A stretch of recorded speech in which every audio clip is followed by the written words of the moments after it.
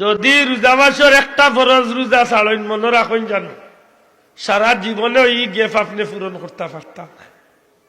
যদিও মাসলা গিয়ে আপনি 60টা রাখলে আদায় হইব, কিন্তু সেই রোজার মতো রোজা আর হবে খুব ভালো করি মনে থাকে যান। এই যে 29টা বা 30টা রোজা ইগুর যে ওজন, একটা রোজা ছাড়লে সারা জীবনে এই রোজার মান মিলাই যেত। তা তো বাসার লাগি একটা সুযোগ আল্লাহ দিছেন, একটা ছাড়বা 60টা রাখবা মাথুই না।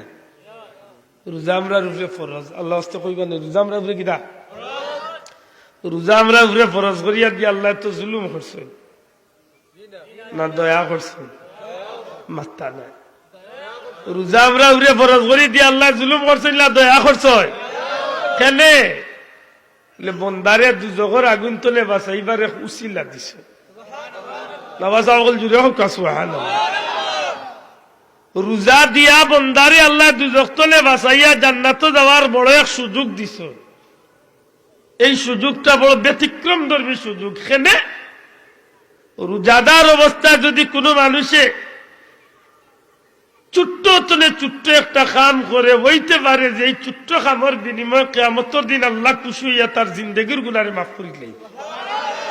কারণ রোজা যদি রোজার মতো ইয়া থাকে আল্লাহ মাফ করতো। আমরা রোজা তো রোজা হয় না, আমরা রোজা তো ফাইজলামি হয়ে যায়। আমরা রোজই যায় বেটাগিরি, খের রোজই যায় কিতা বলে মানুষের সামনে মুসল্লি সাজা।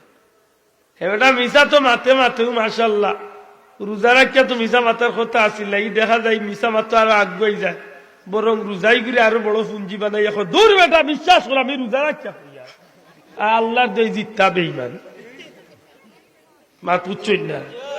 ইলা মুসল্লি আছেই না না তো বুঝা গেল রোজাই করে কিতা বানাইছে, পুঞ্জি বানাইছে, জুড়ে মৌকা কিতা বানাইছে। এটা খুব সতর্ক। আল্লাহ রোজারে ফরজ করিয়া দিচ্ছেন, জুড়ে হোকা সুবহানাল্লাহ। আর ফরজ যদি কেউ ইচ্ছাকৃত ভাবে ছাড়ে তাইলে একটার আইন হইল কবিরা গুনাহ। দয়া করে কইবা একটা কিতা গুনাহ, জুড়ে হোকা কি জাত গুনাহ? কবিরা গুনাহ মানে বুঝছেন নি? বড় গুনাহ। হোকা কি জাত গুনাহ? বড় গুনাহ মানে যে গুনাহ তওবা ছাড়া মাফ নাই। জুড়ে হোকা তওবা ছাড়া। তবে আমরা দেশি দিন বিলাইতো বা একটার নাম তওবা নাই। আল্লাহ মাফ করুন।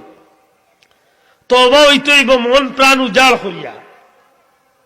দুনিয়ার কেউ দেখক না দেখক একটা বড় কথা না, আপনি যারে কইরা অর্থাৎ আল্লাহর কাছে যে মাফ চাইরা এমন ভাবে লজ্জিত হইতে হইব যে আল্লাহ জীবনে যা করছি, অন্যায় করছি, ভুল করছি, আল্লাহ আমি স্বীকার করি আর আমি ভুল করছি, আর আওকালও স্বীকার করি আর আগামী জীবন জিন্দগিতে আর আমি কোনোদিন এই খাতে এই পথে আমি যাইতাম না, আমি ওয়াদাও করি। আর ও দুইটা জিনিসটা ঠিক রাখিয়া যদি বন্দায় তওবা করতে পারে, বিশ্বাস রাখুন যেন বন্দার তওবারে আল্লাহ কবুল করিয়া অতীত জিন্দগির গুনারে মাফ করে দিই।